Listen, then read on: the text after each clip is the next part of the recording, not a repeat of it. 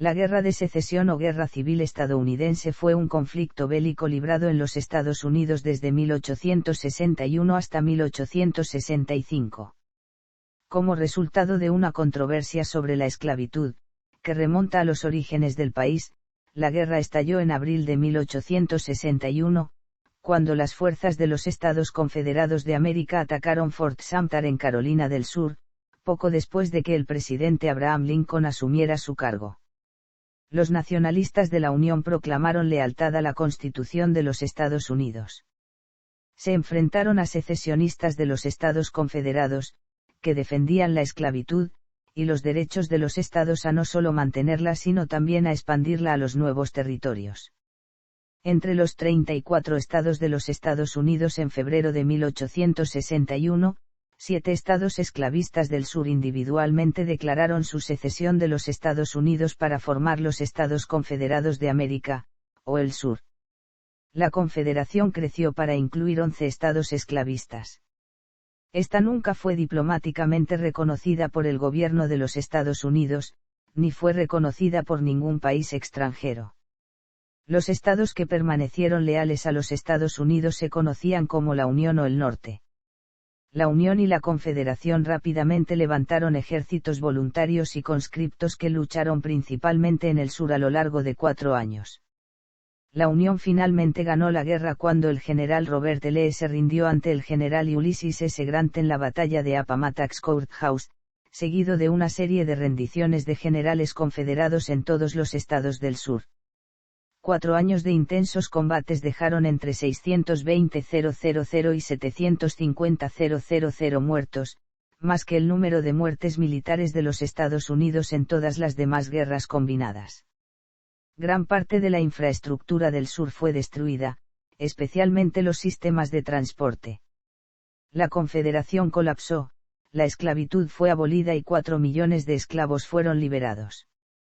La era de la reconstrucción se superpuso y siguió a la guerra, con el proceso de restaurar la unidad nacional, fortalecer el gobierno nacional y otorgar derechos civiles a los esclavos liberados en todo el país.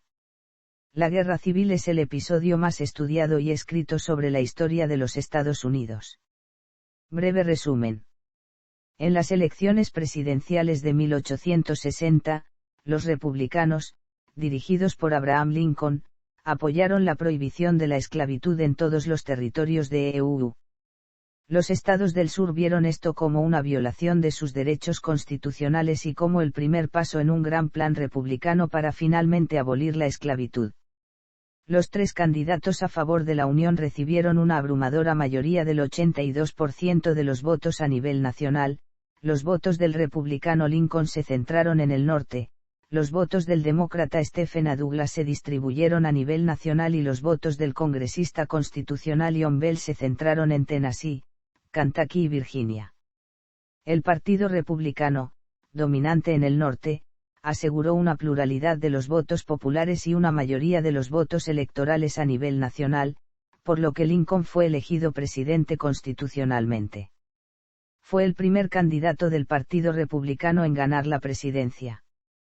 Sin embargo, antes de su toma de posesión, 7 estados esclavistas con economías basadas en el algodón declararon la secesión y formaron la Confederación. Los primeros 6 en declarar la secesión tenían las proporciones más altas de esclavos en sus poblaciones, un total del 49%. De aquellos estados cuyas legislaturas resolvieron por secesión, los primeros 7 votaron con mayorías divididas para los candidatos unionistas Douglas y Bell, o con minorías considerables para esos candidatos. 8 estados esclavistas restantes continuaron rechazando los pedidos de secesión. El presidente demócrata saliente James Buchanan y los republicanos entrantes rechazaron la secesión como ilegal. El discurso inaugural de Lincoln el 4 de marzo de 1861 declaró que su administración no iniciaría una guerra civil. Hablando directamente a los estados del sur, intentó calmar sus temores de cualquier amenaza a la esclavitud, reafirmando, no tengo ningún propósito, directa o indirectamente, de interferir con la institución de la esclavitud en los Estados Unidos donde existe. Creo que no tengo derecho legal a hacerlo, y no tengo ninguna inclinación a hacerlo.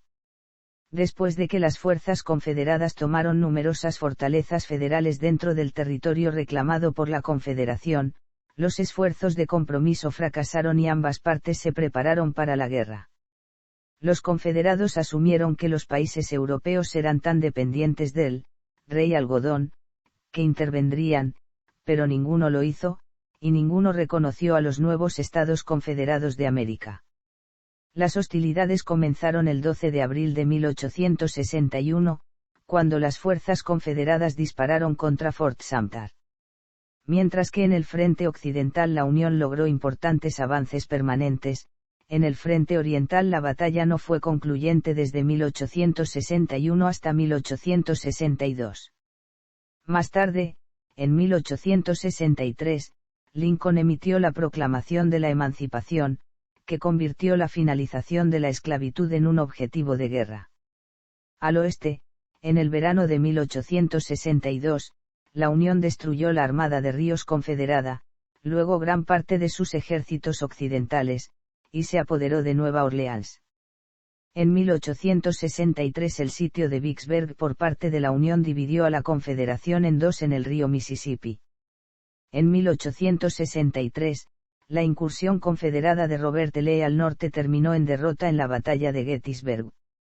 Los éxitos occidentales llevaron al mando de Ulysses S. Grant de todos los ejércitos de la Unión en 1864. Al infligir un bloqueo naval cada vez más estricto de los puertos confederados, la Unión reunió los recursos y la mano de obra para atacar a la Confederación desde todas las direcciones, lo que lleva a la caída de Atlanta por parte de William T. Sherman y su marcha hacia el mar.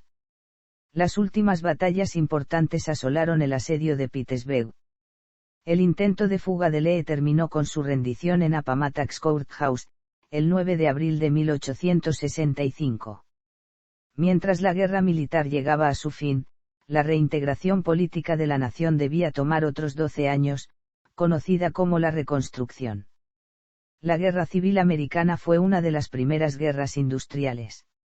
Los ferrocarriles, el telégrafo, los buques de vapor y de hierro, y las armas producidas en masa fueron empleados extensamente. La movilización de fábricas civiles, minas, astilleros, bancos, transporte y suministros alimentarios preludió el impacto de la industrialización en la Primera Guerra Mundial, la Segunda Guerra Mundial y conflictos posteriores. Sigue siendo la guerra más mortífera en la historia de los Estados Unidos. Desde 1861 hasta 1865, se estima que murieron entre 620.000 y 750.000 soldados, junto con un número indeterminado de civiles. Según una estimación, la guerra cobró la vida del 10% de todos los varones del norte de entre 20 y 45 años, y el 30% de todos los varones blancos del sur de entre 18 y 40 años. Causas de la guerra. Las causas de la secesión fueron complejas y han sido controvertidas desde que comenzó la guerra, pero la mayoría de los académicos identifican la esclavitud como una causa central de la guerra. James C. Bradford escribió que el problema se ha complicado aún más por los revisionistas históricos, que han intentado ofrecer una variedad de razones para la guerra.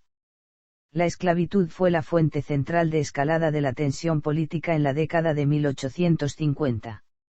El Partido Republicano estaba decidido a evitar cualquier propagación de la esclavitud, y muchos líderes del sur habían amenazado con la secesión si el candidato republicano, Lincoln, ganaba las elecciones de 1860. Después de que Lincoln ganara, muchos líderes del sur sintieron que la desunión era su única opción, temiendo que la pérdida de representación obstaculizara su capacidad de promover actos y políticas a favor de la esclavitud. El problema de la esclavitud. La esclavitud ya constituyó un problema al redactarse la Constitución, que se solventó admitiendo la existencia de estados esclavistas y estados libres y otorgando al gobierno federal el poder de apreender esclavos fugados a estados libres. Con el tiempo, la admisión de estados nuevos generó discusiones frecuentes sobre si en ellos habría esclavitud o no. Inicialmente se siguió la regla de admitir siempre un estado libre por cada estado esclavista, pero con el tiempo este criterio fue abandonándose, lo cual daba más peso a los estados libres en el Senado, algo que despertaba en un importante sector de la sociedad sureña el temor de que ello llevara a la futura abolición de la esclavitud. Un sector de la sociedad sudista intentó rebelarse contra ello promoviendo expediciones secretas de conquista de otros territorios como Cuba o Nicaragua, con poco éxito. En la década de 1850, la esclavitud se convirtió en el tema central de la política americana, creándose un nuevo partido, el Partido Republicano, con la meta de acabar con ella. Pronto, la figura más destacada de dicho partido sería un abogado de Illinois llamado Abraham Lincoln. Este no propuso leyes federales contra la esclavitud pero, en un discurso de 1858, expresó su deseo de detener la expansión de la esclavitud y sustituirla por la idea de que ésta estaba en el camino de la extinción final. Gran parte de la batalla política en la década de 1850 se enfocó en la expansión de la esclavitud en los territorios recién creados. Todas las nuevas zonas iban a convertirse en territorios libres, lo que aumentó el movimiento secesionista del sur. Tanto el norte como el sur asumieron que si la esclavitud no se podía expandir, acabaría por eliminarse por completo. Paralelamente, viejos partidos como el de los Whigs y el de los Know Nothing, se venían abajo. Finalmente, la escisión sufrida en 1860 por el Partido Demócrata debido precisamente a las disputas entre abolicionistas y esclavistas, sería la que precipitaría la marcha hacia la guerra. Había una fuerte relación entre el grado de apoyo a la secesión y el número de plantaciones en cada región. Los estados del sur profundo, que tenían la mayor concentración de plantaciones, fueron los primeros en separarse de la Unión. Los estados del sur con menos plantaciones, Virginia, Carolina del Norte, Arkansas y Tennessee, rechazaron separarse hasta que la crisis de Fort Sumter les obligó a elegir uno u otro bando. Los estados fronterizos tenían aún menos plantaciones y nunca llegaron a abandonar la Unión. El porcentaje de blancos sureños que vivían en familias que poseían esclavos era de un 36,7% en el sur profundo y de un 15,9% en los estados fronterizos, quienes se decantaron en su mayoría por mantenerse en la Unión. El 95% de los negros vivían en el sur, siendo la tercera parte de la población, mientras que en el norte solo representaban el 1%. Por ello los temores a una posible emancipación eran mucho mayores en el sur que en el norte. La Corte Suprema afirmó en 1857 que los esclavos eran tan inferiores que no tenían derechos que el hombre blanco debiese respetar y que la esclavitud debía expandirse por los territorios. Lincoln dijo, esta cuestión de la esclavitud es más importante que cualquier otra, de hecho, tan importante se ha convertido que ningún otro asunto nacional puede llegar a ser oído en este momento. El asunto de la esclavitud estaba relacionado con la competencia por el control de los territorios y la demanda de los estados sureños de pedir un código para los esclavos en estos territorios no fue sino una táctica para dividir al Partido Democrático y garantizar así la elección de Lincoln y tener así una excusa para la emancipación. Cuando se debatía la escisión de la Unión, el senador por Carolina del Sur afirmó que sus enemigos estaban a punto de tomar posesión del gobierno y que intentarían darles órdenes de acuerdo con los caprichos de sus teorías económicas y siguiendo sus intenciones de abolir la esclavitud. Opiniones similares fueron expresadas a lo largo del sur en periódicos, discursos y declaraciones políticas. Incluso aunque Lincoln no tenía planes de prohibir la esclavitud donde era legal, los sureños temieron por el futuro de su fuente económica. Los miedos del sur incluían no solo la pérdida económica sino también una igualdad racial. La Declaración de Texas sobre las causas de su escisión afirmaba que los estados abolicionistas pretendían imponer la infundada doctrina de la igualdad de todos los hombres, independientemente de la raza y el color y que la raza africana parece y es inferior y dependiente. El secesionista de Alabama Ed Argan dijo que la emancipación haría sentir a los sureños desmoralizados y degradados.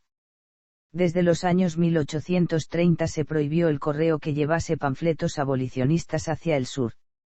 Los profesores de los que se sospechaba que podían ser abolicionistas eran expulsados a estados norteños y toda la literatura abolicionista estuvo prohibida.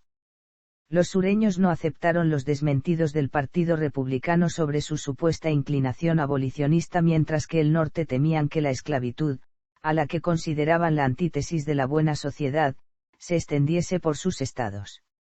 Derechos de los estados frente al gobierno federal. A esta causa va íntimamente ligada otra, la de los derechos de los estados. Tanto el norte como el sur se encontraban influidos por las ideas de Thomas Jefferson. Los sureños enfatizaban las palabras de Jefferson sobre los derechos de los estados para defender la esclavitud. Los norteños, desde el abolicionista William Lloyd Garrison hasta el moderado líder republicano Abraham Lincoln, se centraron en la declaración de Jefferson de que todos los hombres eran creados iguales. Lincoln mencionó esta proposición en su discurso de Gettysburg. Tras la guerra, muchos confederados alegaron que el motivo principal de la secesión fue precisamente el de defender los derechos de los estados, no el de defender la esclavitud. El presidente confederado, Jefferson Davis, también hizo la misma afirmación, aunque también hay que destacar que, en algunas ocasiones, los papeles se invirtieron, como cuando se redactó la Ley de Esclavos Fugitivos, de 1850, en ese caso fueron los norteños quienes pedían que se defendiesen sus derechos estatales. Factores económicos y culturales. Otra causa citada a menudo es la clara diferenciación entre las economías norteña y sureña. En la primera estaba creciendo la gran industria capitalista, con una gran concentración de mano de obra asalariada, en pleno despegue y a las puertas de la segunda revolución industrial. Estos grupos burgueses del norte se encontraban representados por el nuevo Partido Republicano, de tipo nacionalista liberal, que buscaba la implantación de políticas proteccionistas. Por otro lado, el sur permanecía anclado en un sistema económico poco favorable al desarrollo capitalista. El Partido Demócrata sería el defensor de la esclavitud. Este partido había protagonizado la gran expansión del país hacia el sur y ahora se alzaba como representante de las élites sureñas, que buscaba fundamentalmente la extensión del sistema esclavista y el librecambio para la exportación de materias primas y la importación de bienes manufacturados sin barreras. La tensión entre las dos economías no hizo sino aumentar con la ampliación de territorios hacia el oeste, dado que ambos sistemas necesitaban de tal expansión ante la coyuntura internacional alcista. También es importante el contexto en otros países por esta época, especialmente los casos alemán e italiano, en pleno proceso de unificación. Los nacionalismos burgueses que se desarrollaban en estos países son comparables al proceso de centralización que trajo la guerra civil en cuanto a su voluntad de crear mercados nacionales unidos, sometiendo las economías de esos países a las directrices capitalistas de los estados industriales más pujantes, utilizando nuevas tecnologías industriales como el ferrocarril. Ambos casos son igualmente comparables con el proceso estadounidense, debido a que precipitaron la formación del Estado Nacional a través de un conflicto bélico que potenció la industria, al tiempo que destruyó la base socioeconómica de regiones todavía ancladas en las dinámicas del antiguo régimen. Se produjo un efecto polarizador debido a la esclavitud que llevó a dividir las grandes religiones de Estados Unidos por la controversia que generaron los actos cruentos contra los esclavos. El hecho de que 7 inmigrantes de cada 8 se asentasen en el norte, sumado a que había el doble de blancos que se trasladaban desde el sur al norte que los que realizaban el camino contrario, contribuyó a la política defensiva agresiva del sur. La extremadamente popular novela antiesclavista La cabaña del tío Tom, de Harriet Beecher Stowe, incrementó en gran medida la oposición norteña a la ley de los esclavos fugitivos. El camino hacia la guerra. Missouri. Desde que se aprobó que cada estado tuviese el mismo número de senadores independientemente de la población, se acordó que hubiese tantos estados esclavistas como libres para mantener el equilibrio en el Senado, como ya se apuntó anteriormente. Sin embargo, la entrada de Missouri en la Unión desequilibró la balanza. El problema fue solucionado con la admisión de Maine en la Unión como estado libre, lo que se acordó en el Compromiso de Missouri de 1820, el cual prohibía la esclavitud al norte del paralelo 36°30 salvo en el propio estado de Missouri. En los años sucesivos, cada vez que entraba un nuevo estado, libre, simultáneamente se admitía otro, esclavista, a fin de no romper este equilibrio. La violación de este compromiso por la Ley Kansas-Nebraska, y, en especial, la sentencia del Tribunal Supremo declarándolo inconstitucional fueron de los principales jalones en el camino hacia la guerra. Crisis de la anulación. La crisis de la anulación se produjo cuando, en 1832, Carolina del Sur declaró inefectivas dentro de las fronteras del estado media docena de leyes económicas que resultaban ampliamente provechosas para el norte mientras que los estados sureños consideraban que les perjudicaban. Se trataba de una serie de nuevos aranceles aduaneros que eran muy convenientes para la política proteccionista que la naciente industria del norte reclamaba. En la ley de 1828 se impulsaba la industria estadounidense, así como su comercio exterior. Esto, en opinión de John C. Calhoun, senador por Carolina del Sur, no solo perjudicaba a su estado sino que era anticonstitucional y se negó rotundamente a la cláusula por la cual los impuestos recaudados en un estado podían ser usados en beneficio de otro. La otra ley económica, la de 1832, no fue muy diferente y llevó a la mayor crisis secesionista desde la creación de los Estados Unidos. Carolina declaró nulas las leyes en su territorio, a lo que el presidente Andrew Jackson envió una flota al puerto de Charleston en noviembre de 1832 y en diciembre de ese año consiguió que se revocase la ley de anulación. Compromiso de 1850. Tras la intervención estadounidense en México se produjo una larga negociación para definir la frontera entre Estados Unidos y México. La esclavitud en los territorios recién adquiridos fue una de las cuestiones principales a tratar. Texas, estado esclavista, reclamaba grandes territorios más allá del Río Grande, pero le fueron negados. Durante los años que duraron las negociaciones se redactaron distintas propuestas. El Wilmot Proviso de 1846 pretendía prohibir la esclavitud en todos los territorios tomados a México salvo Texas, el cual ya había sido anexionado un año antes. Sin embargo fue rechazado en el Senado. Este fracaso y numerosas peticiones sobre reparto de los territorios llevaron a redactar y aprobar el Compromiso de 1850. Según este tratado, se admitía a California en la Unión como Estado libre y se organizaron los territorios de Utah y de Nuevo México. Se acordó que la permisión o no de la esclavitud se decidiría en cada territorio por votación popular. Texas rechazó seguir reclamando los territorios de Nuevo México, aunque se le permitió mantener la ciudad de El Paso, donde había instalado el gobierno. También se creó el territorio de Arizona y en Washington D.C. se abolió la trata de esclavos, aunque no la esclavitud en sí. La ley de Kansas-Nebraska. El segundo sistema de partidos se derrumbó tras los sucesos posteriores a la ley de Kansas-Nebraska de 1854, que reemplazó al Compromiso de Missouri en todo lo referente a la prohibición de la esclavitud, permitiendo a cada territorio votar a favor o en contra de esta.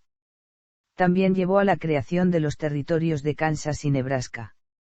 En Kansas hubo violentísimas disputas entre esclavistas y antiesclavistas, llegando a existir 2 gobiernos estatales, 2 asambleas representativas y hasta 2 constituciones.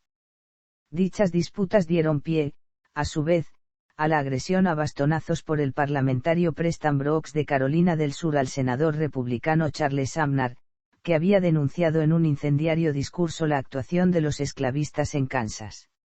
La Corte Suprema permitió en 1857, en su fallo sobre el caso Dred Scott, la esclavitud incluso en territorios donde la mayoría se oponía a ella, incluyendo Kansas.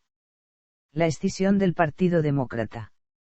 En 1858, el líder demócrata norteño Stephen Douglas expuso su doctrina en contra de la sugerencia de dividir el Partido Demócrata en norte y sur.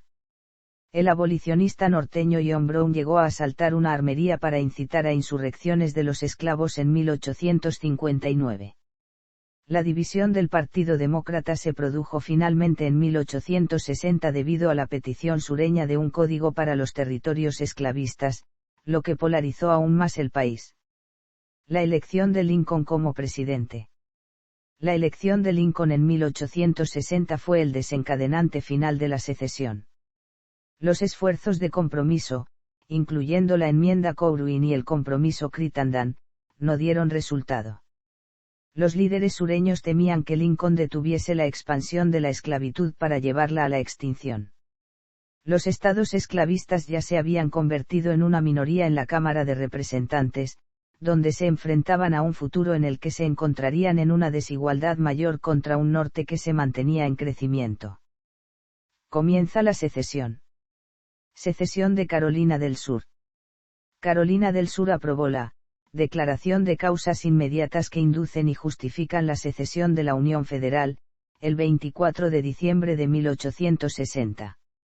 Afirmó que lucharía por los derechos de los poseedores de esclavos pero negaba el derecho a los estados del norte a rechazar la ley de esclavos fugitivos, alegando que estos no cumplían con sus obligaciones federales. Todas las quejas del sur de violaciones de derechos estatales estaban relacionadas con la esclavitud. Invierno de secesión. Antes de que Lincoln tomase posesión del cargo, 7 estados declararon la secesión de la Unión. Establecieron un gobierno en el sur, los Estados Confederados de América, el 9 de febrero de 1861. Tomaron el control de los fuertes y otras posesiones federales que se encontraban dentro de sus fronteras con poca resistencia del presidente saliente, James Buchanan, cuyo mandato concluyó el 4 de marzo de 1861. Buchanan dijo, "El sur no tiene derecho de separarse, pero yo no tengo poder para impedirlo".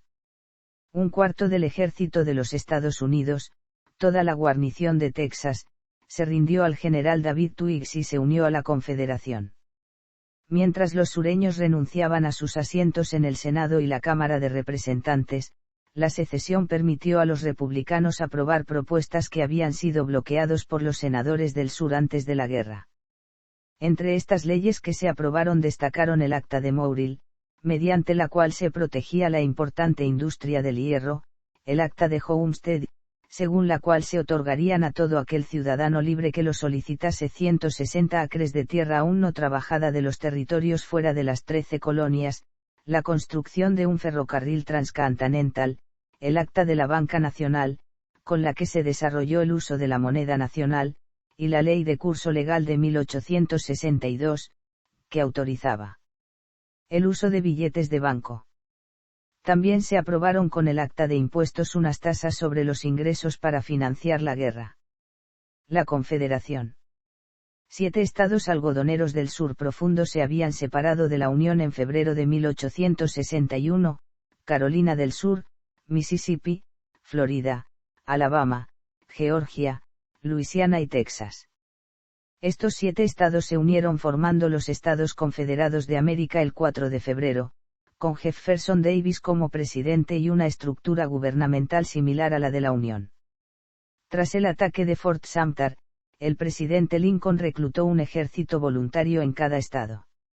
En 2 meses, 4 estados sureños más declararon su unión a la Confederación: Virginia, Arkansas, Carolina del Norte y Tennessee. La región noroccidental de Virginia se separó de este uniéndose a la Unión con el nombre de Virginia Occidental el 20 de junio de 1863. Hacia finales de 1861 Missouri y Kentucky estaban divididos, teniendo ambos gobiernos, uno pro-sureño y otro pro-unionista.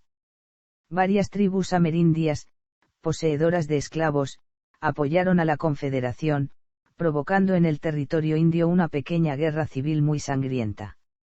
La capital de los Estados Confederados se situó en Montgomery, Alabama, entre el 4 de febrero y el 29 de mayo de 1861. Desde el 30 de mayo la capital se trasladó a Richmond, Virginia. A finales de la guerra el gobierno tuvo que ser evacuado y realojado hasta el final del conflicto en Danville, también en el estado de Virginia. La economía de la Confederación se basaba en la exportación de productos agrarios, especialmente algodón, tabaco y caña de azúcar. La industria era bastante escasa y fue necesario que comprasen a otros países muchas de las armas utilizadas. Los estados de la Unión. 23 estados se mantuvieron leales a la Unión: California, Connecticut, Delaware, Illinois, Indiana, Iowa, Kansas, Kentucky, Maine, Maryland, Massachusetts, Michigan, Minnesota, Missouri, Nuevo Hampshire, Nueva Jersey, Nueva York, Ohio, Oregón, Pensilvania, Rhode Island, Vermont, y Wisconsin. Durante la guerra se crearon Nevada y Virginia Occidental, los cuales se unieron a la Unión. Tennessee y Luisiana se volvieron a alinear con los estados del norte al poco tiempo de comenzar el conflicto armado. Los territorios de Colorado, Dakota, Nebraska, Nevada, Nuevo México, Utah y Washington lucharon del lado de la Unión. Estados fronterizos. Los estados fronterizos de la Unión eran Virginia Occidental, Maryland, Delaware, Missouri y Kentucky. Maryland tenía numerosos oficiales pro-confederación, quienes permitieron la quema de puentes y disturbios en contra de la Unión en Baltimore. Lincoln respondió con la ley marcial y el envío de tropas. Las unidades de la milicia que habían estado penetrando en territorio norteño se apresuraron hacia Washington y Baltimore. Antes de que el gobierno confederado se diese cuenta de lo que estaba pasando, Lincoln había conseguido un firme control sobre todo el estado de Maryland y el Distrito de Columbia y había arrestado a los miembros separatistas del gobierno estatal y los había sometido a juicio. En Missouri, una convención elegida para decidir sobre la secesión votó mantenerse leal a la Unión. Cuando el gobernador pro-confederado Claiborne F. Jackson llamó a la milicia estatal, esta fue atacada por las fuerzas federales bajo el mando del general Nathaniel Lyon, que acorraló al gobernador y a la Guardia Estatal en el rincón suroeste del estado. El grupo elegido para decidir sobre la secesión tomó el poder como gobierno provisional tras la expulsión del gobernador. Kentucky no se apartó de la Unión. Durante un tiempo se declaró neutral. Sin embargo, los confederados rompieron la neutralidad al tomar Columbus en septiembre de 1861. Esto llevó al Estado a un enfrentamiento contra la Confederación y la reafirmación de su lealtad a la Unión pese a intentar mantener sus leyes esclavistas. Durante la breve invasión de las fuerzas confederadas, los simpatizantes del gobierno sureño organizaron una convención secesionista, instauraron un gobernador y se ganaron la aceptación de la Confederación. El gobierno rebelde tuvo que marchar pronto al exilio y nunca llegó a controlar el Estado. Tras la declaración de secesión de Virginia en 1861, los prounionistas de 50 condados del noroeste de Virginia votaron el 24 de octubre de ese mismo año la creación de un nuevo estado fiel a la Unión. La mayoría de los votantes de lo que se convirtió en Virginia Occidental habían votado en contra de la secesión. Aproximadamente la mitad de los soldados de Virginia Occidental se quedaron en el ejército confederado. Este nuevo estado fue admitido en la Unión el 20 de junio de 1863. Hubo intentos secesionistas y prounionistas similares en Tennessee, aunque fueron sofocados por la Confederación. Jefferson Davis arrestó a aproximadamente 3.000 hombres sospechosos de ser leales a la Unión y fueron ahorcados sin juicio. Desarrollo de la guerra. Durante la guerra, tuvieron lugar más de 10.000 enfrentamientos militares, de los cuales el 40% se registraron en Virginia y Tennessee. El comienzo de la guerra. Inmediatamente después de la fundación de la Confederación, las fuerzas confederadas tomaron la mayor parte de los fuertes federales que había en sus territorios. Buchanan protestó, pero no llevó a cabo ninguna respuesta militar aparte de un fallido intento de reforzar Fort Sumter con el barco Star of the West, que fue incendiado antes de que consiguiese llegar al fuerte. Sin embargo, los gobernadores de Massachusetts, Nueva York y Pensilvania comenzaron a comprar armas y a entrenar sus milicias. El 4 de marzo de 1861, Abraham Lincoln juró su cargo de presidente. En su discurso inaugural indicó que la Constitución era la unión más perfecta y declaró legalmente nula toda secesión. También afirmó que no tenía ninguna intención de invadir los estados sureños ni acabar con la esclavitud donde aún era vigente, pero que usaría la fuerza para mantener las posesiones federales. Su discurso acabó con un llamamiento a la restauración de las fronteras de la Unión. El sur intentó negociar con Lincoln ofreciéndole pagar por las propiedades federales y firmar un tratado de paz con los Estados Unidos. Lincoln se negó a llevar a cabo cualquier negociación con los confederados ya que firmar cualquier tratado con ellos sería reconocer a la Confederación como un gobierno soberano. Sin embargo, el secretario de Estado, William Seward, mantuvo diversas reuniones no autorizadas con los agentes confederados, aunque éstas fracasaron.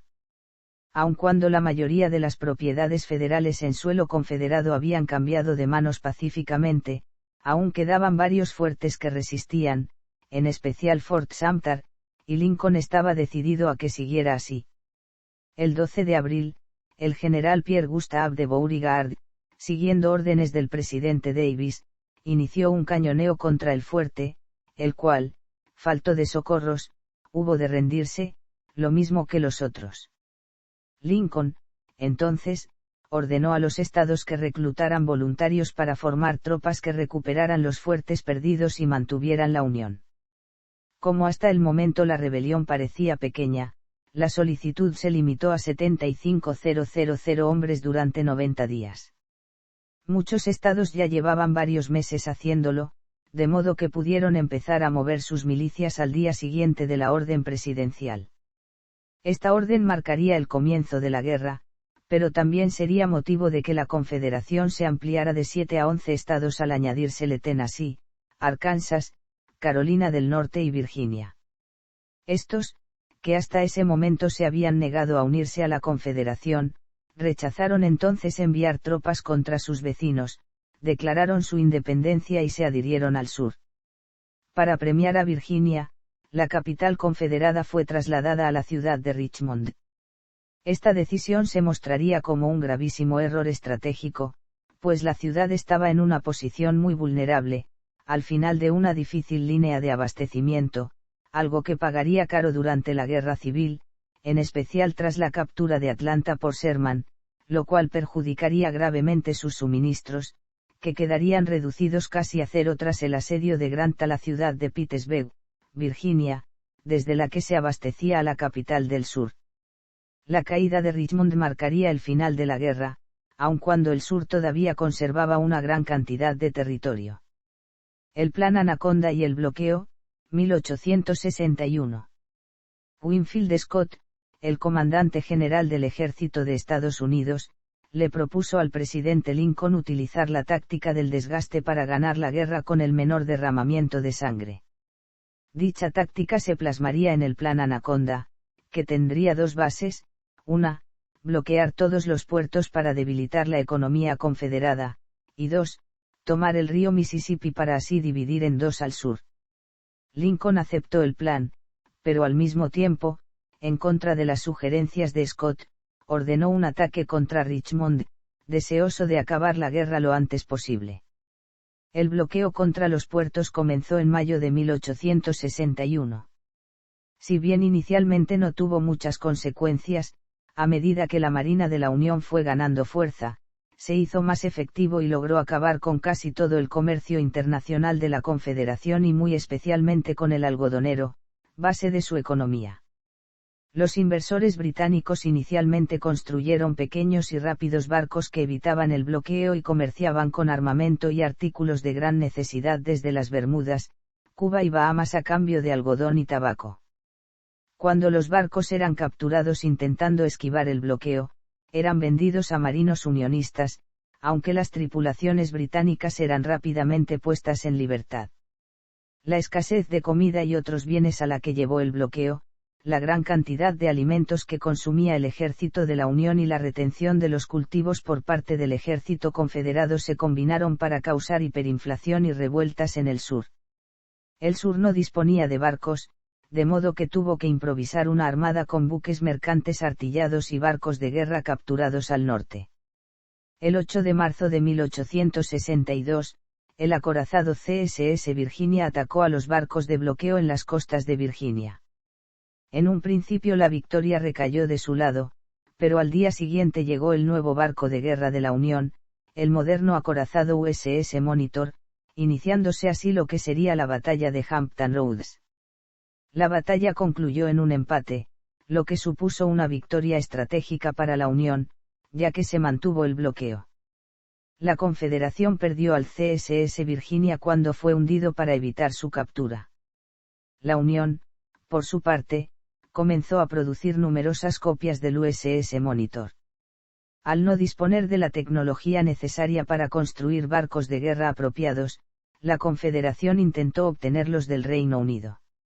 La victoria de la Unión en la Segunda Batalla de Fort Fisher en enero de 1865 supuso el cierre del último puerto sureño y prácticamente acabó con el comercio confederado. El Frente del Potomac, 1861 a 1863.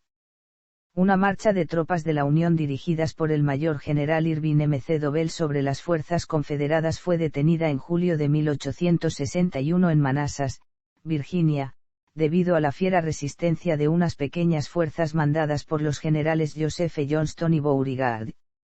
Sería la primera batalla de Bull Run, también conocida como la primera batalla de Manassas, en la que brillaría el general confederado Thomas Jonathan Jackson, conocido como Stonewall Jackson por la firmeza con que mantuvo su puesto.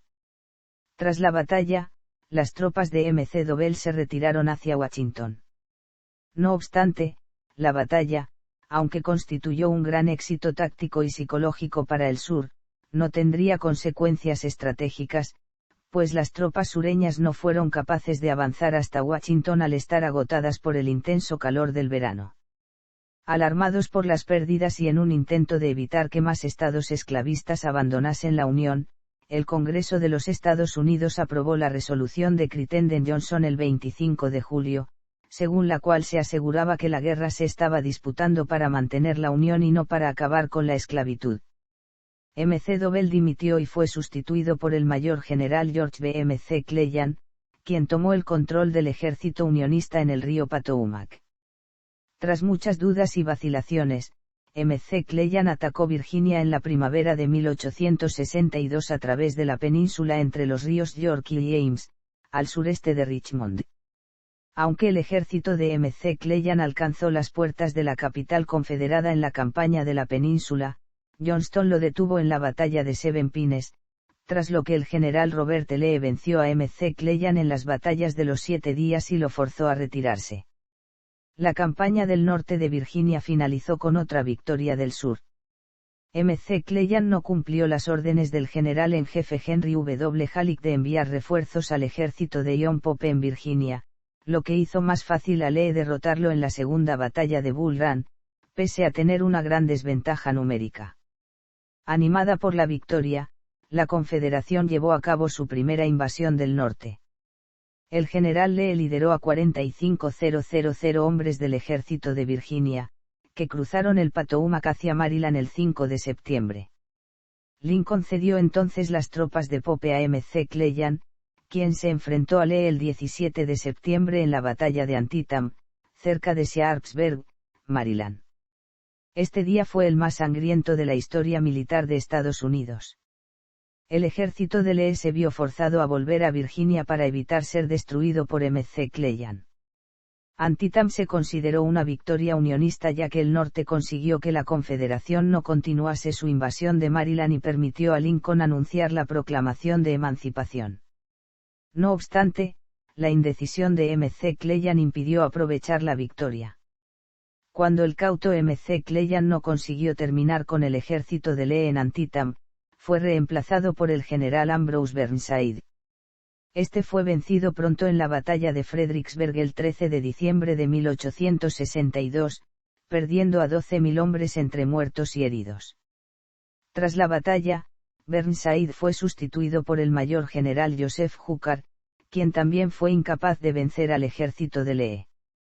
De hecho, y pese a sobrepasar en número a los confederados por más de 2-1, fue humillado en la batalla de Chancellorsville en mayo de 1863.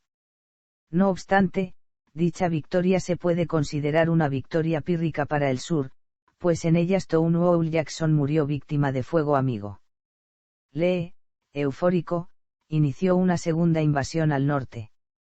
Entretanto, Hooker fue reemplazado por el mayor general George Meade, cuyas tropas chocaron con las de Lee en la pequeña aldea de Gettysburg, en Pensilvania.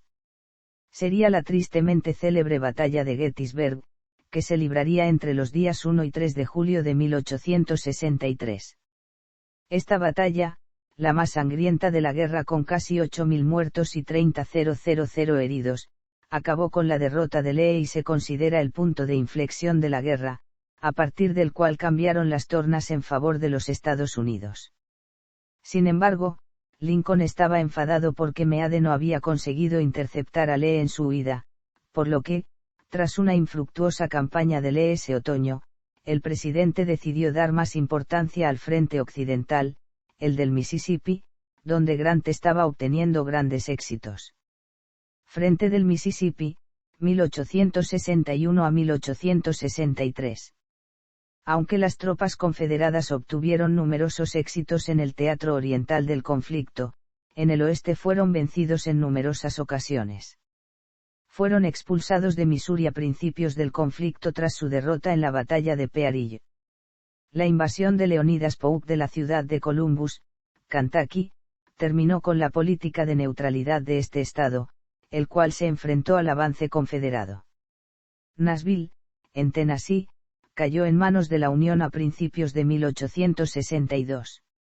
La mayor parte del río Mississippi quedó en posesión de los Estados Unidos tras la caída de Island No. 10, Nueva Madrid y Memphis. La Marina de la Unión capturó Nueva Orleans sin necesidad de plantar batalla en mayo de 1862, permitiendo a las fuerzas unionistas comenzar a ascender por el curso del Mississippi. Solo la fortaleza de la ciudad de Vicksburg, en Mississippi, consiguió evitar que la Unión dominase todo el río. La segunda invasión confederada de Kentucky, dirigida por el general Braxton Bragg, finalizó con una inútil victoria frente al mayor general Don Carlos Buell en la batalla de Perryville, aunque Bragg fue forzado a abandonar su intento de capturar Kentucky y se retiró por la falta de apoyo a la Confederación en ese estado. Finalmente Bragg fue derrotado por el mayor general William Rosecrans en la batalla de Stones River, en Tennessee. La única victoria clara de la Confederación en el oeste fue en la batalla de Chickamauga. Bragg, ayudado por las tropas del teniente general James Longstreet, venció a Rosecrans pese a la heroica defensa de George Henry Thomas. Rosecrans se retiró a Chattanooga, que Bragg sitió. El mayor estratega y táctico de la Unión en el teatro occidental era el general Ulysses S. Grant, quien obtuvo las victorias en los fuertes Henry y Donaldson, gracias a las cuales la Unión tomó el control de los ríos Tennessee y Cumberland. También venció en las batallas de Shiloh y Vicksburg, cimentando el control de la Unión del río Mississippi. Grant avanzó para ayudar a Rosecrans y venció a Bragg en la tercera batalla de Chattanooga, en noviembre de 1863, expulsando del estado de Tennessee a las fuerzas confederadas y abriendo el camino a Atlanta y al corazón de la Confederación. Guerrillas al oeste del río Mississippi, 1861 a 1865. La actividad de la guerrilla convirtió gran parte de Missouri en un campo de batalla. Missouri fue el tercer estado con más batallas durante la guerra. Los otros estados del oeste, pese a estar geográficamente aislados de las batallas del este, vieron numerosos enfrentamientos de pequeña importancia. Las batallas en la región sirvieron para que la Unión mantuviese el control sobre Missouri, el territorio indio, el territorio de Nuevo México y el territorio de Arizona. Las incursiones confederadas en Arizona y Nuevo México fueron repelidas en 1862 y la campaña de la Unión para proteger al territorio indio tuvo éxito en 1863. Más adelante en la guerra, la campaña de Río Rojo supuso una victoria confederada en tierras de Luisiana. Texas se mantuvo en manos confederadas a lo largo del conflicto pero fue aislado del resto de estados tras la captura de Vicksburg en 1863, gracias a la cual la Unión consiguió el control del río Mississippi. Guerra total, Sherman y Sheridan. A principios de 1864, Lincoln nombró a Grant comandante de todos los ejércitos de la Unión. Grant puso al mayor general William T. Sherman al mando de las tropas occidentales. Grant entendió el concepto de guerra total y opinaba, como Lincoln y Sherman, que únicamente la derrota completa de las fuerzas confederadas y su economía podrían traer el final de la guerra. No pretendía asesinar civiles, sino destruir sus casas, granjas y ferrocarriles. Grant ideó y coordinó una estrategia para atacar a la Confederación desde numerosos frentes. Los generales Meade y Benjamin Butler debían moverse contra Lee cerca de Richmond. Al general Frank Sigel se le ordenó atacar el valle del río Shenandoah, el general Sherman debía capturar Atlanta y avanzar hacia el Océano Atlántico, mientras que, por su parte, los generales George Crook y William W. Averill tenían que cortar las líneas de suministros en Virginia Occidental y el mayor general Nathaniel P. Banks tenía que tomar la ciudad de Mobile, en Alabama. Las fuerzas de la Unión en el este intentaron maniobrar tras Lee y lucharon en diversas batallas durante esta fase, conocida como la campaña terrestre de Grant. Las batallas de desgaste de Grant en Wilderness, Spotsylvania y Cold Harbor supusieron numerosas bajas en las filas de la Unión, pero forzaron a Lee a retroceder tras cada encuentro. Un intento, dirigido por Butler, de atacar por los flancos a las fuerzas confederadas desde el sur falló. Grant fue tenaz y, pese a sufrir 65,000 bajas en 7 semanas, continuó presionando al ejército de Lee hasta Richmond. Consiguió rodear al ejército confederado durante la campaña de Petersburg, donde los dos ejércitos se enfrentaron en una guerra de trincheras durante 9 meses. El general Philip Sheridan, sustituyendo a Frank Sigel, consiguió vencer en la campaña del Valle de 1864 tras derrotar al mayor general Jubal Early en varias batallas, incluyendo la victoria decisiva en la batalla de Cedar Creek. Sheridan procedió entonces a destruir la agricultura del Valle del Shenandoah tal y como poco después haría Sherman en Georgia. Mientras, Sherman avanzó desde Chattanooga hacia Atlanta, venciendo a los generales de la Confederación Joseph Johnston y John Bell Hood por el camino. La caída de Atlanta el 2 de septiembre de 1864 fue un importante factor en la reelección de Lincoln como presidente. Hood abandonó el área de Atlanta para intentar cortar las líneas de abastecimiento de Sherman e invadir Tennessee. El mayor general de la Unión John M. Schofield venció a Hood en la batalla de Franklin y George Thomas destruyó el ejército de Hood al vencerlo en la batalla de Nashville.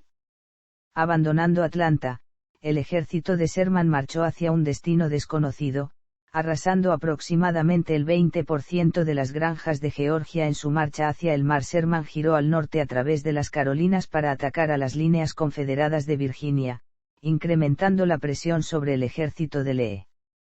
Derrota final y rendición confederada.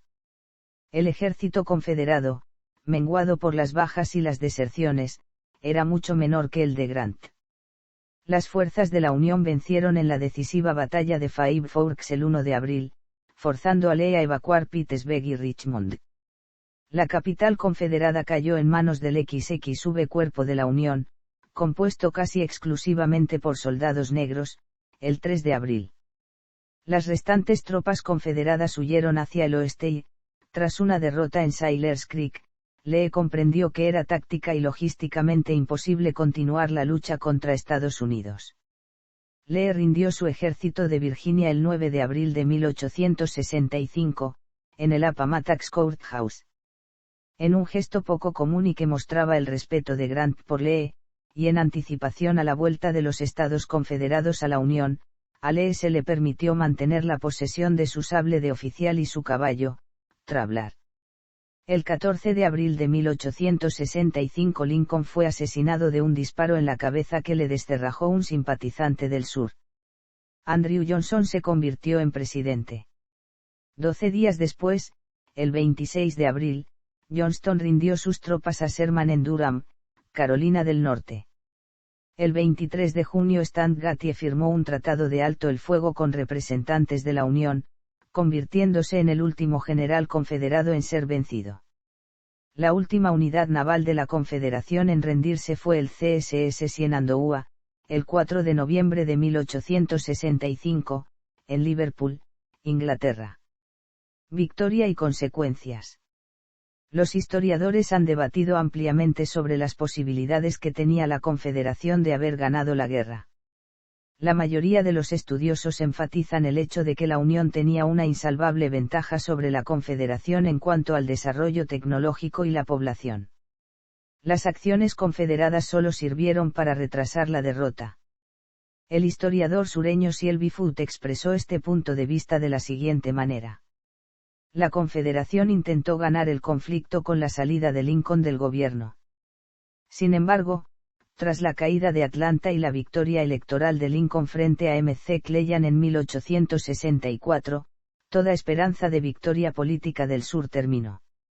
En ese momento Lincoln había tenido éxito en su intento de conseguir el apoyo de los estados fronterizos, de los War Democrats, de los esclavos emancipados y de Francia y Reino Unido.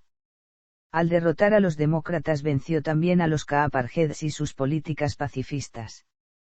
Lincoln, además, consiguió encontrar a grandes generales como Sherman y Grant, que consiguieron aprovechar la ventaja numérica del ejército de la Unión. Por otro lado, James McPherson afirmó que las ventajas en cuanto a población y recursos del norte le hicieron más fácil la victoria, pero no inevitable. Los confederados no necesitaban invadir y retener territorios enemigos para ganar, sino simplemente defenderse para convencer al norte de que el coste de la victoria sería demasiado alto. El norte necesitaba conquistar grandes territorios enemigos y vencer a los ejércitos confederados para ganar. También fue decisiva en la victoria la elocuencia de Lincoln a la hora de explicar los motivos patrióticos de la guerra y su habilidad en mantener las fronteras leales a la causa de la Unión. Aunque el acercamiento de Lincoln a la emancipación fue lento y no consideraba al fin de la esclavitud como necesario para salvar a la Unión, la proclamación de emancipación fue un uso efectivo de los poderes presidenciales durante la guerra. La economía del norte, más industrializada, ayudó en la producción de armas, municiones y víveres para las tropas, además de permitir mantener la economía local saneada, sin inflación ni carestía. Las ventajas se agrandaron rápidamente durante la guerra, mientras la economía norteña crecía y la sureña se hundía víctima de la inflación, de la escasez causada por la guerra, y muy dependiente del contrabando de armas para mantener a sus tropas con capacidad de luchar. En 1861 la población del norte era de unos 22 millones de personas, frente a los 9 del sur, de los cuales 3,5 eran esclavos negros. Esta disparidad poblacional fue creciendo conforme la Unión fue controlando distintos territorios sureños. La Unión controlaba al principio la mayor parte de los puertos, barcos de vapor y la marina, lo que aumentó con un programa de construcción masiva de barcos. Esto permitió a los Estados Unidos controlar los sistemas fluviales y bloquear completamente la costa del sur. Este bloqueo fue muy importante, pues impidió que la economía sureña, basada en la exportación de productos agrícolas como el algodón, pudiera seguir su funcionamiento normal al perderse los ingresos del comercio internacional con Europa y dificultarse en extremo la obtención de armas y municiones para los ejércitos confederados. El gran desarrollo de las vías de tren entre las ciudades del norte permitió el transporte rápido y barato de tropas y suministros. El transporte era mucho más lento y difícil en el sur, donde fue muy complicado mejorar y ampliar los ferrocarriles debido a la falta de maquinaria e industria en cantidad suficiente para este fin, recurriéndose al lento y difícil sistema de transporte animal. El fracaso de Davis para mantener relaciones positivas y productivas con los gobernadores estatales dañó su capacidad de repartir los recursos. La errada percepción de la economía internacional por parte de la Confederación le llevó a aplicar malas relaciones diplomáticas, como negarse a exportar algodón antes del comienzo del bloqueo en un esfuerzo inútil por presionar al Reino Unido y Francia para obtener armas y reconocimiento diplomático a cambio de algodón, lo cual no dio resultado. La proclamación de emancipación permitió a los afroestadounidenses, tanto negros libres como esclavos huidos, unirse al ejército de la Unión. Alrededor de 190,000 se presentaron como voluntarios, incrementando aún más la diferencia de tamaño de los ejércitos en combate. La Confederación, por su parte, se negó a aceptar a los negros libres en su ejército porque temía que eso deslegitimaría su política esclavista. Los esclavos emancipados lucharon en varias batallas importantes en los 2 últimos años de la guerra. Los inmigrantes europeos se unieron a la Unión en grandes cantidades también. El 23% de los soldados de Estados Unidos eran de origen alemán. La reconstrucción. Los líderes norteños aceptaron que la victoria requeriría más que el final de la lucha armada. Tenía que abarcar los 2 fines de la guerra. La secesión debería ser completamente detenida y cualquier tipo de esclavitud debía desaparecer. En lo que discreparon fue en los criterios de esos fines, sobre el nivel de control federal que debería imponerse al sur y sobre el proceso por el cual los estados sureños debían ser reintegrados en la Unión. La reconstrucción, que comenzó a principios de 1865 y finalizó en 1877, abarcó una serie de rápidos y complejos cambios de las políticas federales y estatales. El resultado a largo plazo se hizo visible en las 3 enmiendas de la Guerra Civil de la Constitución, la 13ª enmienda, mediante la cual se prohibía la esclavitud, la 14ª enmienda, que extendía las protecciones legales federales a todos los ciudadanos independientemente de su raza, y la 15ª enmienda, que abolió las restricciones raciales para votar. La reconstrucción terminó en distintas fechas según el estado. Los 3 últimos, Luisiana, Carolina del Sur, y Florida, se reintegraron en los Estados Unidos definitivamente tras el compromiso de 1877. Resultados. La esclavitud acabó en los Estados Unidos en la primavera de 1865, cuando los ejércitos confederados se rindieron. Todos los esclavos de la Confederación fueron liberados mediante la Proclamación de Emancipación, que estipuló que los esclavos de todos los estados que se habían escindido de la Unión serían libres desde ese momento. Los esclavos de los estados fronterizos y los de las partes del sur que estaban en manos de los Estados Unidos fueron liberados en diciembre de ese mismo año gracias a la 13ª enmienda. La guerra provocó 1,030,000 bajas, entre los que se cuentan 620,000 soldados muertos, de los que 2/3 murieron por enfermedades. La guerra civil costó más muertos que todas las guerras de los Estados Unidos anteriores juntas. Las causas de la guerra, las razones de sus resultados e incluso el nombre de la guerra siguen siendo objeto de controversia hoy en día. Aproximadamente 4 millones de esclavos negros fueron liberados entre 1861 y 1865. Basándose en las cifras del censo de 1860, el 8% de todos los hombres blancos entre 13 y 43 años murieron en la guerra. En el norte este dato es del 6% de fallecidos, mientras que en el sur las cifras indican la muerte del 18% de varones. Una razón de este gran número de muertos en combate fue el uso de tácticas napoleónicas como las cargas, totalmente inapropiadas tras el desarrollo de armas de fuego más precisas, la aparición de armas de repetición como el fusil Spencer y las experimentales ametralladoras Gatling. Las primeras filas de soldados eran diezmadas mucho antes de acercarse al enemigo. Por ello surgieron otras tácticas de guerra modernas que resultaron muy útiles a los Estados Unidos durante la Primera Guerra Mundial. Consecuencias. Si bien la Guerra de Secesión fue un episodio traumático en la historia de los Estados Unidos, permitió que se solucionaran problemas irresolutos desde 1776, se consiguió abolir la esclavitud y reunir los diferentes estados en una única nación indivisible. Durante los 4 años que duró esta guerra, más de 3 millones de hombres fueron movilizados y las bajas alcanzaron la cifra de 617,000, es decir, el 2% de la población coetánea. El norte perdió 359,000 hombres y el sur 258,000. Hubo más muertes debidas a epidemias y enfermedades que a la guerra en sí.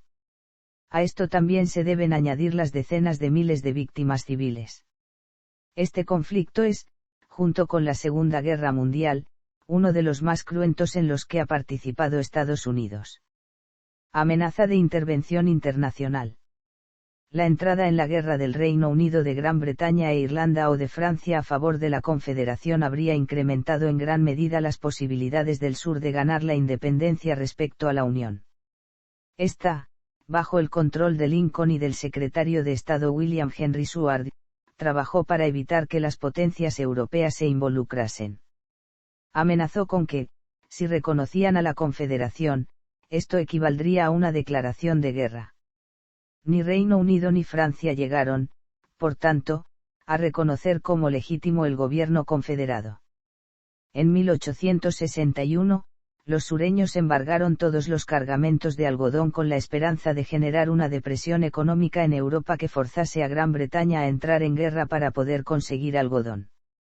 Esta política aplicada al algodón se mostró totalmente ineficaz, mientras que la crisis agrícola en Europa de los años 1860 a 1862 hizo incrementar las exportaciones de grano de los estados norteños al Viejo Mundo, ya que resultaron imprescindibles para evitar hambrunas.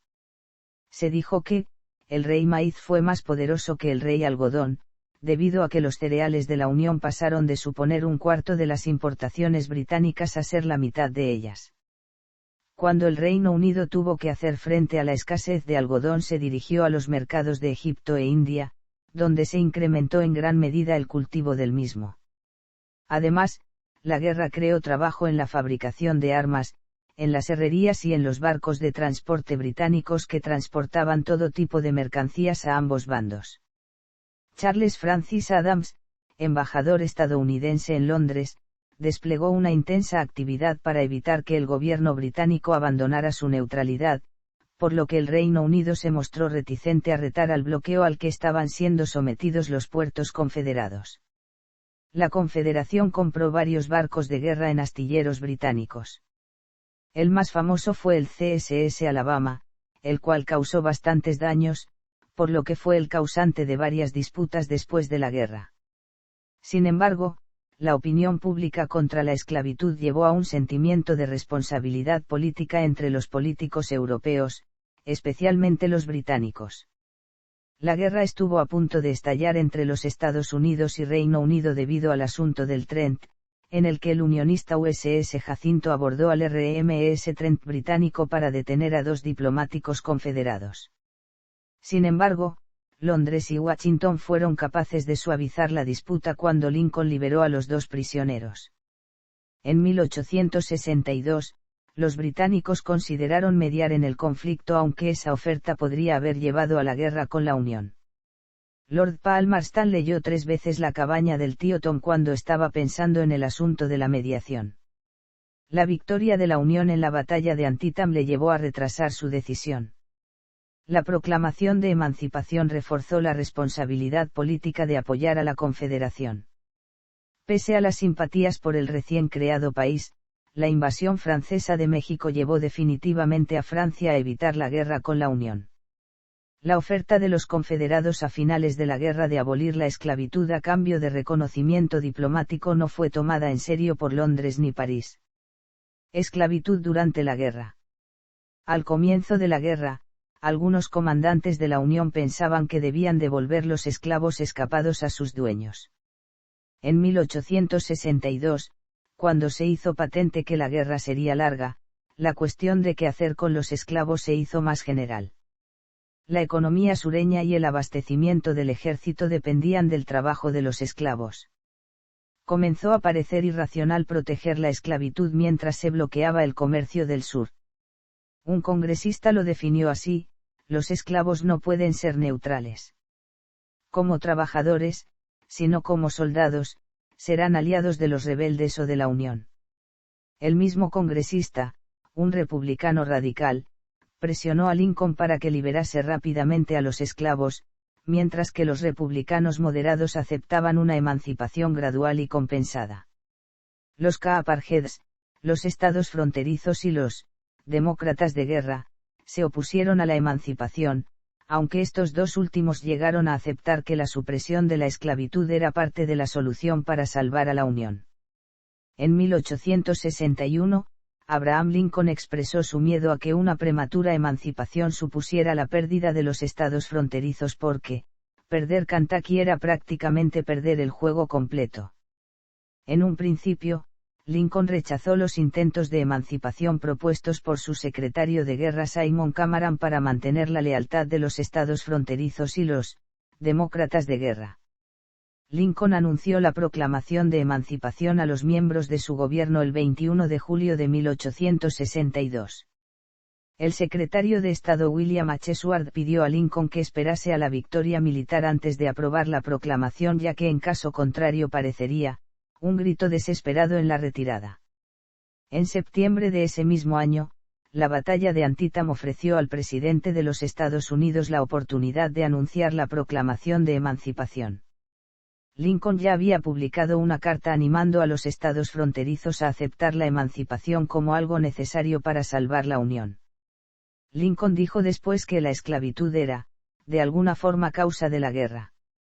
El gobierno de la Unión aprobó una proclamación preliminar el 22 de septiembre y afirmó que la proclamación definitiva sería implantada por completo si era rechazado su plan basado en una emancipación compensada y una colonización voluntaria del sur. Solo el Distrito de Columbia aceptó el plan gradual de Lincoln y este tuvo que aprobar la proclamación de emancipación final el 1 de enero de 1863. En una carta a Hayes, Lincoln explicó su creencia de que, como la proclamación de emancipación estaba basada en los poderes de guerra del presidente, solo incluía los territorios en manos de los confederados en ese momento. Sin embargo, la proclamación se convirtió en un símbolo del compromiso de la Unión de añadir la emancipación a la definición de libertad. Lincoln también jugó un importante papel para conseguir que el Congreso aprobase la 13ª enmienda, la cual hizo la emancipación universal y permanente. Los afroestadounidenses esclavizados no esperaron a que Lincoln actuase antes de escapar y buscar la libertad tras las líneas unionistas. Desde los primeros años de la guerra, cientos de miles de esclavos escaparon del sur, especialmente a las tierras ocupadas por el norte como Norfolk y Hampton Roads en 1862 y Tennessee desde 1863 en adelante. Hubo tantos afroestadounidenses que huyeron a la Unión que los comandantes crearon campamentos y escuelas para ellos, donde tanto adultos como niños aprendieron a leer y escribir. La Asociación Misionera Estadounidense ayudó enviando a profesores a los campamentos y en las cercanías de las plantaciones. Además, cerca de 200,000 antiguos esclavos sirvieron como soldados y marineros en las tropas de la Unión. Los confederados esclavizaron a los soldados negros capturados en combate y eran estos los primeros a los que dispararon cuando intentaban rendirse, como en la masacre de Fort Pillow, el 12 de abril de 1864. Este suceso llevó a la ruptura del programa de intercambio de prisioneros y el crecimiento de los campos de prisioneros de guerra como el de Andersonville en Georgia, donde casi 13,000 soldados de la Unión murieron de hambre y enfermedades. Pese a la escasez de hombres en las líneas del sur, hasta 1865, la mayor parte de los líderes sureños se opusieron a armar esclavos como soldados. Los usaron como trabajadores de apoyo. Como dijo Howell Cobb, si los esclavos se convierten en buenos soldados, toda nuestra teoría de la esclavitud está equivocada. Los generales confederados Patrick Cleburne y Robert Lee discutieron a favor de dar armas a los negros a finales de la guerra y el presidente Jefferson Davis llegó a convencerse de que era necesario reclutar a los esclavos para evitar la derrota. La Confederación se rindió antes de que el plan pudiese ponerse en funcionamiento. La proclamación de emancipación redujo en gran medida la esperanza de la Confederación de conseguir ayuda del Reino Unido y Francia. El moderado acercamiento de Lincoln fue exitoso para mantener a los estados fronterizos y a los esclavos emancipados que luchaban en el bando de la Unión. Los estados de la frontera controlados por la Unión no se vieron afectados por la proclamación. Todos abolieron la esclavitud por sí mismos, salvo Kentucky y Delaware. La gran mayoría de los 4 millones de esclavos fueron liberados por la proclamación de emancipación conforme los ejércitos unionistas avanzaban hacia el sur. La 13ª enmienda, ratificada a finales de 1865, finalmente liberó a los esclavos de Kentucky, Maryland y Delaware.